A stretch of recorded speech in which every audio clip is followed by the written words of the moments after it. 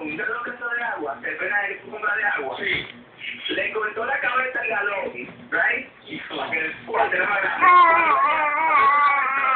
Cogía, y le echaba por la ballera.